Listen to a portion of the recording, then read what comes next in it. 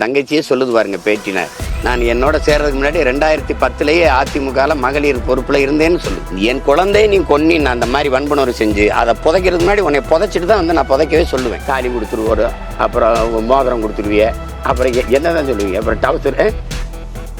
யார்கிட்டயாவது பேசணும்னா என்னைய கூப்பிட்டாங்க, யாரையாவது போனேன்னா எனக்கு பேசாத பேரம் இருக்கும்னு நினைக்கிறீங்களா?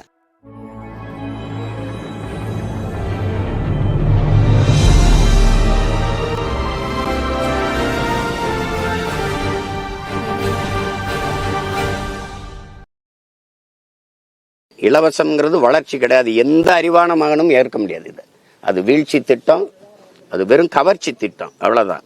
இலவசத்தில் இழக்கிற பணத்தை எங்கிருந்து எடுக்கிறீங்கன்னா யாராவது பதில் சொல்ல முடியுமா பாருங்க. நான் எனக்கு வசதி வேணும்னா, எனக்கு கடன் பெறணும்னா வீட்டு அடமானம் வைக்கிறேன், அல்லது நிலத்தை அடமானம் வைக்கிறேன், சொத்து அடமானம் வைக்கிறேன். என் நாடு கடன் வாங்குது, 10.5 லட்சம் கோடி கடன் பெற்றிருக்கு தமிழ்நாடு. இந்தியா 196 லட்சம் கோடி கடன் பெற்றிருக்கு. ஒவ்வொரு மாநிலம் பெற்ற கடனை கூட்டும் போது 400 லட்சம் கோடி வருது. அப்போ வீட்டை அடமான வச்சவன் கடனை கட்ட முடியலன்னா என்ன செய்யறான்னா விஷம் குடிச்சு குடும்பத்தோட சாகுறான், தூக்குல தொங்கிடுறான். அப்ப நாட்டை அடமான வச்சு அந்த வட்டி மட்டும் நமக்கு எவ்வளவு கட்டுறாங்கன்னா 1 லட்சம் கோடி கட்டுறாங்க. உங்களுக்கு புரியுதுன்னு நினைக்கிறேன். இந்த இலவசங்களில் இழக்கிறது எப்படி வருதுன்னா, மிக மிக அத்தியாவசிய தேவையான மின் கட்டணத்துல 3 முறை இந்த அரசு கட்டணத்தை உயர்த்திருக்கா இல்லையா? சொத்து வரி கூடியது. ஒரு நிலம் வாங்குறீங்க, 1 ஏக்கர் நிலம் வாங்குறீங்கன்னா அந்த பத்திரப்பதிவுக்கு போனீங்கன்னா அது அதிகப்படியான கட்டணம் வருது.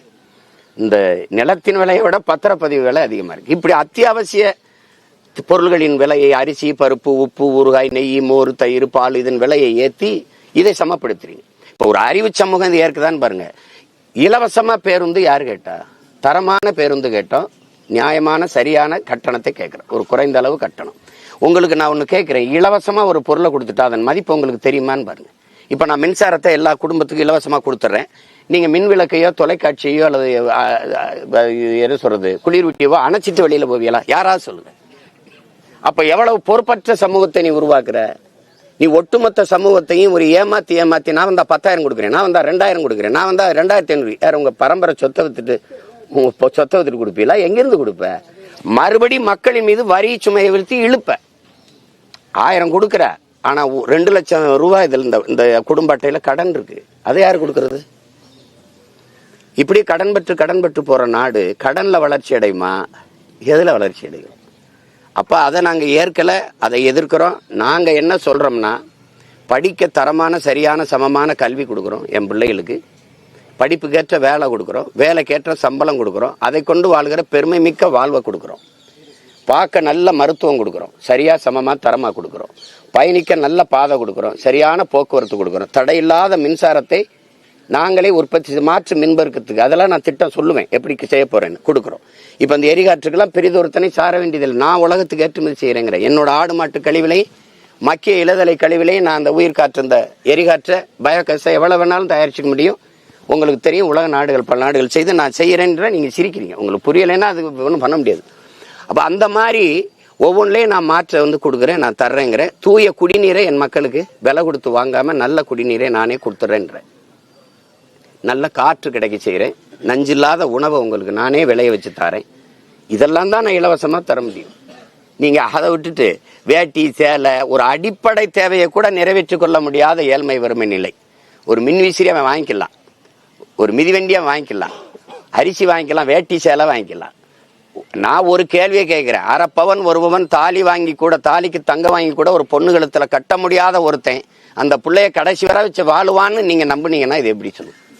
ஒருவன் தாலி கூட வாங்கி கட்ட முடியாத ஒரு வக்கற்றவன் எப்படா பிள்ளைய வச்சு வாழுவ? தாலி கொடுத்துருவோம், அப்புறம் மோதிரம் கொடுத்துருவிய, அப்புறம் என்னதான் சொல்லுவீங்க, அப்புறம் டவுசர்.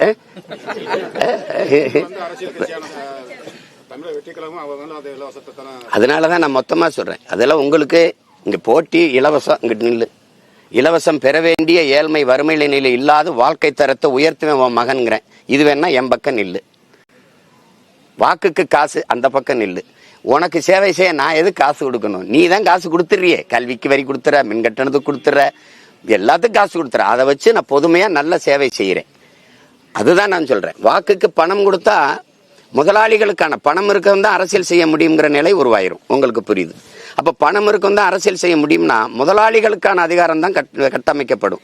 உழைக்கும் அடித்தட்டு மக்கள் 10 விழுக்காட்டு 10 பேர், அப்ப 90 பேருக்கான அதிகாரம் எங்க இருக்கு? உழைக்கும் பாட்டாளி வர்க்கத்திற்கு, அடித்தட்டு மக்களுக்கான அதிகாரம் அரசியல் எங்க இருக்கு? நீங்க ஓட்டுக்கு காசு கொடுக்கிற இடத்துலதான் ஊழல் லஞ்சத்திற்கான விதையே ஊண்டப்படுதுங்கிற அறிவு நம்ம என் மக்களுக்கு வரணுமா இல்லையா? அந்த விழிப்புணர்வு வரணுமா இல்லையா? சொல்லுங்க. நான் உங்களுக்கு சேவை செய்ய எதுக்கு உங்களுக்கு காசு கொடுக்கணும்? அப்ப கொடுக்கும்போது நான் உங்களை ஏமாத்துறேன்னு தானே அர்த்தம். நான் எதுக்கு காசு கொடுக்குறேன்? நான் அடிச்ச கொள்ளையில உங்களுக்கு பங்கு கொடுக்குறேன், அடிக்க போற கொள்ளைக்கு அனுமதி கேட்கிறேன், இவ்வளவுதான். நம்ம ஒரு கோட்பாடு இருக்குல்ல ஐயா, நம்ம நோட்டை வாங்கிட்டு ஓட்ட போடுறோம், அவன் அந்த ஓட்டை வாங்கிட்டு நாட்டை விற்கிறான், நம்ம நோட்டை வாங்கிட்டு ஓட்ட விற்கிறோம், இவ்வளவுதான் நடக்குது, தொடர்ந்து நடக்குது. மக்கள் வாக்காளர்கள் வந்து யாரு அதிக இலவச வாக்குறுதி கொடுக்குறாலும் அவ்வளவு ஆதரிச்சு தானே சார் வாக்கு செலுத்துறாங்க. அதுதான் அதை மாத்தணும், அதை மாத்தணும். நீங்க அப்படி பேச, நீங்க மாறிக்கொண்டு நீங்க அப்படி ஒட்டுமொத்தமா தம்பி, ஒட்டுமொத்தமா நீங்க அப்படி மக்கள் மீது பழியை போடுறதை நிறுத்தணும். உங்களை மாதிரி ஊடகவியலாளருக்கு பெரிய பங்கு இருக்கு இதை சரி பண்றதுக்கு. எப்படின்னா, ஒரு எளிய பிள்ளைகள் வாக்குக்கு ₹1 காசு கூட கொடுக்காம 36 லட்சம் வாக்கை போட்டு 3வது பெரிய கட்சியாக்கி தனித்து நின்று எங்களை அங்கீகாரம் பெற்ற, அது முழு இசை பெற்ற ஒரு கட்சியா உயர்த்திருக்காங்கன்னா, அப்ப அந்த மக்களுக்கு நீங்க எல்லாரும் காசு கொடுத்தீங்க, அதுலயும் என்னைய தேடி வாக்கு செலுத்தினாங்க. 3வது பெட்டியில இருந்த என் மைக்கு சின்னம், ஒரு புது சின்னத்தை தேடி எப்படி போட்டாங்கன்னு நினைக்கிறீங்க? இந்தியாவை யாரா ஆள்றதுல நான் பாரத பிரதமரா, நாட்டின் பிரதம வேட்பாளரா? அப்ப அதுல என்னை தேடி இருக்காங்கன்னா என் மக்களுக்கு வேற ஒண்ணு தேடுதல் இருக்கு. நல்ல அரசியல் வேணும், நல்ல ஆட்சி வேணும், இதெல்லாம் மாறணுங்க. என்ன இருக்குல்ல, உயர் தம்பி. 4.5 லட்சம் வாக்குல இருந்து 36 லட்சமா வாக்கு வருது. உயர்றதா இல்ல குறையிறதா தம்பி? 2016 எனக்கு 4.5 லட்சம், 2024 36 லட்சம். அது இந்தியாவை யாரும் ஆள்றது இல்ல. அப்ப வளருதா அது குறையுதா? கொஞ்சம் கொஞ்சமா தான் மாறும், கொஞ்சம் கொஞ்சமா தான் மாறும். இது புறையோடி போன புற்று ஒரே நாள்ல குணமாகாது. அதை மாத்தணும்னா நான் ஒருத்த மாத்த முடியாது, நீங்களும் செய்யணும் அந்த கடமை. உங்களுக்கு ஒரு ஆதங்கம் இருக்கா? அப்ப அந்த ஆதங்கத்தை நீங்களும் பாடுபடணும், நானும் பாடுபடணும், இவரும் பாடுபடணும். அப்ப இது யாரோடைய பொறுப்புன்னு நீங்க விலகி போறது பொறுப்பற்ற செயல். மார்ச் 10 வந்து எலெக்ஷன் தேதி அறிவிக்கிறேன்னு சொல்லி மாதிரி இருந்துச்சு. ஆனா பட் இப்ப வந்து தேர்தல் அறிவிக்கிற தேதி வந்து தள்ளி போகுது அப்படிங்கிறது நாங்களே கேட்கிறோம். ஏன்னா இப்ப எரிபொருள் தட்டுப்பாடு இருக்குது, எரிகாற்று உருளைக்கு தட்டுப்பாடு இருக்குது. அப்ப அதுல பள்ளி கல்லூரி எல்லாம் விடுமுறை விட வேண்டியிருக்கு. தங்கி படிக்கிற மாணவர்களுக்கு உணவு கொடுக்க முடியல, பெரும் உணவு நிறுவனங்கள்லாம் மூடுறாங்க. இப்ப இந்த மாதிரி சூழல்ல எங்களுக்கு எரிபொருள் இல்லைன்னா ஒரு இடத்துல இருந்து இன்னொரு இடத்துக்கு இடம் பெயர்றது ரொம்ப கடினம், உங்களுக்கு தெரியும். அப்ப மிதிவண்டியில தான் நாங்க போய், சைக்கிள்ல தான் போய் வாக்கு கேட்கணும். அப்ப எல்லாமே அதை வச்சுதான் இயங்க வேண்டியது இருக்கு. அப்படின்னா நீங்க இந்த ஒண்ணு தலையிட்டு பல்லாதிக்க பெரு இந்திய துணைக்கண்டம், ரஷ்யா, சீனா போன்ற பெருநாடுகள்லாம் போய் தலையிட்டு இந்த போரை நிறுத்தி ஒரு அமைதியான சூழலுக்கு கொண்டு வரணும். இல்லைன்னா மறுபடி கொரோனா நேரத்துல வந்த ஒரு நெருக்கடி எல்லா நாடுகளுக்கும் வந்துடும். பெட்ரோல் டீசல் என்ன விண்ணூர்தியும் பறக்காது, பேருந்தும் ஓடாது, யாரும் வீட்டுல இதாக இருக்கணும், சைக்கிள் ஓட்டிட்டு தான் தெரியணும். அப்புறம் அந்த ஒரு சரியான சூழல் வர்ற வரை கொஞ்சம் காத்திருந்து வரணும். இல்லை ரொம்ப நெருக்கடி ஆயிரும், ரொம்ப கஷ்டமாயிரும். உங்களுடைய பயணிச்ச அந்த காரியாமல் இன்னைக்கு ஒரு தமிழருடைய தலைமையில நான் போய் இணைஞ்சிருக்கேன் அப்படின்ற ஒரு பேட்டி கொடுத்துருக்காங்க. அதை பத்தி எப்படி பாக்குறீங்க? அது நம்ம தங்கச்சி, நம்ம வளர்த்த பிள்ளை, நம்ம தங்கச்சி நல்லா வரணும்னு தான் நம்ம கொண்டு வந்தோம். என் தங்கச்சி எங்க இருந்தாலும் நல்லா இருக்கும், நல்லா இருக்கணும். அது எங்களுடைய அதுக்கு வாழ்த்துக்கள், என்னோட தங்கைக்கு வாழ்த்து. நாம் தமிழர் அப்படின்ற இயக்கத்துலதான் உங்களுடைய அந்த கொள்கையை பிடிச்சுதான் உங்களுடைய கூட நான் பயணிச்சேன். இல்ல அதுவே சொல்லுது பாருங்க, இல்ல நீங்க தவறா சொல்றீங்க. என் தங்கச்சியே சொல்லுது பாருங்க பேட்டில, நான் என்னோட சேர்றதுக்கு முன்னாடி 2010 அதிமுக மகளிர் பொறுப்புல இருந்தேன்னு சொல்லுது. அப்ப அங்க இருந்துதான் எங்க கிட்ட வந்திருக்கு. உங்களுக்கு புரியுதுன்னு நினைக்கிறேன். எது பிடிக்காம அது திரும்பி போனாங்க? உங்களுடைய அந்த தமிழர் கொள்கை நீங்க எல்லாமே நாட்டுக்கு நல்லதுதான், மக்களுக்கு நல்லதான் நினைக்கிறீங்க, பேசுறீங்க, அதோட தான் பயணிச்சுக்கிட்டு இருந்தாங்க. திடீர்னு அவங்க மனமாற்றம் வந்ததுக்கு என்ன காரணம்? அது நீங்க அவங்க கிட்ட தான் கேட்கணும். என்டிஏ கூட்டணியில சேர்றதுக்காக நாங்க விஜய்க்கு மத்திய அரசு நெருக்கடி கொடுக்குது அப்படிங்கிற ஒரு கருத்து நிலவுது. அது அந்த மாதிரி எதுவும் உங்க கருத்துல? அது அவங்கவுங்க முடிவு எடுக்கணும். எனக்கு கொடுக்காத நெருக்கடியில இந்த அரசுகள் கொடுத்துருக்கு மற்றவங்களுக்கு நினைக்கிறீங்களா? என் மேல எவ்வளவு வழக்கு இருக்குன்னு நினைக்கிறீங்க? எவ்வளவு வழக்கு இருக்குன்னு சொல்லுங்க. 260 வழக்கு இருக்கு. நான் ஏறாத நீதிமன்ற படிக்கட்டு கிடையாது, நான் போகாத சிறைன்னு ஒன்றும் கிடையாது. ரெண்டாவது, அரசியல் கட்சிகள்ல என் மேலதான், எங்க கட்சி பிள்ளைகள் மேலதான் எண்ணெய் ஏவப்பட்டிருக்கு. திடீர்னு என் சின்னத்தை எடுத்து மிரட்டும், என்னென்னவோ செய்யும். அது நீங்க எடுத்துக்கிற முடிவு தான். ஒரு நேர்மையாளனுக்கு இருக்கிற நேர்மையாளனுக்கு மட்டும்தான் திமிரும் துணிவும் வரும். நாம இருந்தோம்னா எதுக்கும் பயப்பட வேண்டியதில்லை, என்ன வேணாலும் பண்ணு பாப்போம், அவ்வளவுதானே. சிறையில போடுவ, தூக்கில போட முடியாதுல்ல, அதுக்கு பயப்படாம இருக்கணும். மிரட்டுது உருட்டுது அதுக்கெல்லாம் பயந்தா இந்த வேலைக்கு வரக்கூடாது. போலீஸ் கஸ்டடி மரணங்கள் தொடர்ந்து கிடையாது. இல்லை சிவகங்கையில் திருநெல்வேலியில் எல்லாத்துலையும் நடக்குது. இது காக்கிறவனே கொலைகாரனா மாறினான்னா ஒன்றும் பண்ண முடியாது. நாடு அப்படி இருக்குது. இங்கே சட்டம் இருக்குது, ஒழுங்கு இல்லை. அதை காப்பாற்றணும்னா இந்த ஆட்சியை மாற்றணும். நீங்கள் இந்த ஆட்சி நீங்கள் என்ன தம்பி அடிப்படை புரிஞ்சுக்கணும். திமுக அதிமுக இந்த கட்சிகள் தான் 60 ஆண்டுகளாக மாறி மாறி ஆளுது. உங்களுக்கு தெரியும். ஒரு கேள்வியை உங்கள் எல்லாருக்கும் முன்னாடி அனுப்புறேன். தமிழ்நாடு எவ்வளவு சிக்கலில் இருக்குது, எவ்வளோ ஏழ்மை வறுமையில் இந்த நாடே இருக்குதுன்னு உங்களுக்கு தெரியும். நமக்கு எல்லா உரிமையிலையும் நம்ம பறி கொடுத்துட்டோம். அதை பட்டியலிட்டா ரொம்ப பெருசு. கல்வி மாநிலத்திட்டில் எடுத்துகிட்டு போயிடுச்சு, கச்சத்தீவு போயிடுச்சு, காவிரியுமே போயிடுச்சு, நிலமெங்கும் நச்சு ஆலைகள், எல்லா உரிமையும் போயிடுது, மொத்த வரியுமே போயிடுது. இது எல்லாத்தையும் பறி கொடுத்தது இந்த கட்சிகள், பறிச்சுக்கிட்டு போனது அந்த 2 கட்சிகள். உங்களுக்கு புரியுது? இப்போ எல்லா துன்பத்தையும் தந்தது இவர்கள் தான். இப்போ இந்த 2 கட்சி தான் மாறி மாறி ஆண்டிருக்கு. ஆள் மாறுதோ ஆட்சி மாறுது, ஆட்சி முறை மாறுதா? இவங்க வந்தாலும் சாராயம் இருக்குது, இவங்க வந்தாலும் சாராயம் இருக்குது, இவங்க வந்தாலும் ஊழல் லஞ்சம் இருக்குது, இவங்க வந்தாலும் ஊழல் லஞ்சம் இருக்குது, இவங்க வந்தாலும் மலையை வெட்டுவாங்க, இவங்க வந்தாலும் வெட்டுவாங்க, இவங்க வந்தாலும் கையெழுத்து போடுற கமிஷன் கேட்பாங்க, இவங்க வந்தாலும் வேலையா காசு, பணியிட மாற்றமா காசு, பணி உயர்வா காசு. உங்களுக்கு தெரியும். அப்ப இது எல்லாமே போட்டி. எப்படின்னா இவங்க வந்தா பெண்களுக்கு இலவசம், அவங்க வந்தா ஆண்களுக்கு இலவசம், இவர் வந்தா எங்க போனாலும் இலவசம். அப்படின்னா இது எப்படி? அப்ப இந்த ஆட்சி முறை மாறணும், ஆட்சி முறை மாறணும். அப்ப நான் வந்தா நீங்க தொற்றுவியா? அப்படி தொற்றுவியா? காவல் நிலையத்துல எல்லா இடத்துலயும் கண்காணிப்பு கருவி வச்சிருப்பேன். சேட்டை செய்ய முடியாது. சட்டியை கழட்டா உட்கார்றா, அந்த சேட்டை எல்லாம் பண்ண முடியாது. ஒரு தவறு பண்ணிட்டேன்னா பணி இட நீக்கமோ கிடையாது, ஸ்பாட் டிஸ்மிஸ், உடனே பணி நீக்கம். சான்றிதழ் செல்லாது, கையெழுத்து போ, உடனே உன்னை தூக்கி தூர வீசிடும். சரியா இருக்கணும். இங்க இந்த சேட்டை எல்லாம் பண்ணிட்டு அடிச்சு கொள்றது அதெல்லாம் பண்ண முடியாது. இங்க காவலனே கொலையாளி ஆயிட்டா அப்புறம் நாடு குற்றச்சமூகமா தானே இருக்கும். சார் 5 வருஷம் ஆண்ட கட்சி 24 கட்சி கூட்டணியோட வருது சார், எப்படி பாக்குறீங்க நீங்க? நான் வீரன், தனித்து நிக்க, இந்த பாருங்க, கூட்டத்தோடு நிக்க யாருக்கும் வீரமோ துணிவோ தேவையில்லை. தனிச்சு நிக்கத்தான் வீரமும் துணிவும் தேவைப்படுது. நாங்க வீரர்கள் தனித்து நிக்கிறோம். நாங்க மக்களை முழுமையா நம்புறோம், அவங்க கட்சி தலைவர்களை நம்புறாங்க. நாங்க மக்களை நம்புறோம், மக்களோடு மக்களுக்காக நிக்கிறோம். நேத்து வந்து விஜயமே அதான் சொல்றாரு, நாங்க தனிச்சு நிக்கிறோம் அப்படின்னு விஜய் சொல்லியிருக்காரு. அதை எப்படி பாக்குறீங்க? அவர் தனிச்சு நிக்கிறேன்னு சொல்லலையே, எல்லாரையும் கூப்பிட்டு பார்த்தாரு, ஆட்சியில பங்குதாரம்னு வரல, தனித்து விடப்பட்டாரு, நிக்கிறாரு. ஆமாவா இல்லை? நான் வந்ததுல 2010 கட்சி தொடங்கும் போது இந்திய கட்சிகள் திராவிட கட்சிகளோடு கூட்டில் தேர்தல் உடன்பாடு இல்லைன்னு அறிவிச்சேன். இன்று வரை நிக்கிறேன்.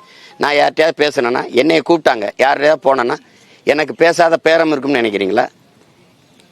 எவ்வளவு கோடிகள் பேசப்பட்டிருக்கும், எவ்வளவு பதவிகள் தரம் சொல்லப்பட்டிருக்கும். நான் போனான்னு பாருங்க. நீங்க வரும்போதே வந்தால் ஆட்சியில பங்குன்ட்டீங்க. முதல்ல கட்சி ஆரம்பிக்கும் போதே சொல்லிட்டீங்க. ரொம்ப நாள் காத்திருந்தீங்க, காங்கிரஸை எதிர்பார்த்திருந்தீங்க, பல கட்சிகளை எதிர்பார்த்திருந்தீங்க, யாரும் வரல. அப்ப நீங்க தனிச்சு நிக்கிறேன், நான் தனிச்சு நிற்பேன். ஏன்? என் தத்துவம் தனித்துவமானது. நான் தனிச்சு நிக்க முடியும்.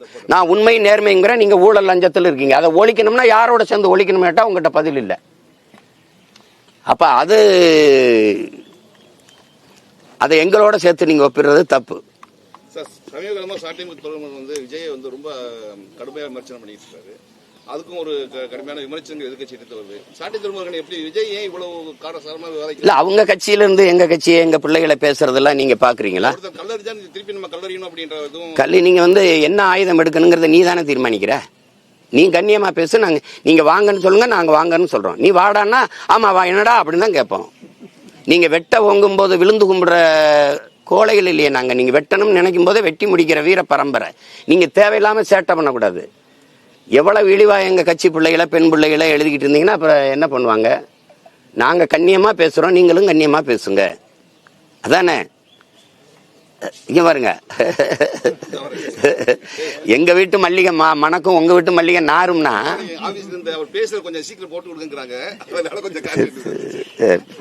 அவ்வளவு அவசரமா? சிறுமிகள் வந்து பாலியல் வன்கொடுமை, கொலை பண்றது, இது மாதிரி அடிக்கடி நடக்குது. அதை பத்தி உங்களுடைய கருத்து என்ன? நாம் தமிழர் கட்சி ஆட்சிக்கு வந்தால் அந்த சிறுமிகளுக்கு என்ன மாதிரி பாதுகாப்பு? நீங்க பாதுகாப்புலாம் கேட்க, சின்ன குழந்தைகளுக்கு பாதுகாப்பு, பெண்களுக்கு பாதுகாப்பு, ஆண்களுக்கு பாதுகாப்புல ஒட்டுமொத்தமா என் நாட்டு குடிகளுக்கு பாதுகாப்பு, இஸ்லாமியர்களுக்கு தனி பாதுகாப்பு, கிறிஸ்தவருக்கு தனி, இந்துக்கு தனின்னு ஒட்டுமொத்தமா நாட்டையே ஒரு காவலன் போல இருந்து பாதுகாக்கிறதா நாட்டு பாதுகாப்பு தான். அதுல எல்லாத்துக்கும் பாதுகாப்பு தான். என் குழந்தையெல்லாம் நான் ஆட்சியில் இருக்கும்போது நீ தொட்டுட்டு தப்பிக்க முடியாது. உனக்கு புரியுதா? நீ உன்னை மாதிரி உள்ள வச்சு 90 நாள்ல சாட்சி இல்லை, அது இல்லைன்னு வெளியில வந்தெல்லாம் இல்லை. என் குழந்தைய நீ கொன்னின்னு அந்த மாதிரி வன்புணர்வு செஞ்சு அதை புதைக்கிறதுக்கு முன்னாடி உன்னை புதைச்சிட்டு தான் வந்து நான் புதைக்கவே சொல்லுவேன். 4 பேரை போட்டேன்னா நீ உனக்கு என்ன வருமானு பாரு. எங்களுடைய ஆட்சி முறையில் வந்து எங்களுடைய கொள்கை வந்து எந்த குற்றத்துக்கும் மரணம் தண்டனையாக இருக்கக்கூடாது. ஆனால் இந்த குற்றத்துக்கு மரணத்தை தவிர வேற தண்டனை இல்லைங்கிறதா எங்கள் நிலைப்பாடு. அதனால இது கடும் சட்டங்கள் மூலமாக தான் அதை ஒழுங்கு பண்ணணும். உங்களுக்கு புரியுதா? இப்போ அது அரபு நாடுகள் போல் அரபு நாடுகளில் இது போல குற்றம் நிகழாது. இங்கே நமக்கு வந்து அப்படி இருக்கு. அது என்ன பண்றது சொல்லுங்க? பொள்ளாச்சி பாலியல் வன்புணர்வு கொடுமைக்கு மட்டும் என்ன நடந்தது? இந்த அண்ணா பல்கலைக்கழகத்துக்கு மட்டும் என்ன நடந்தது?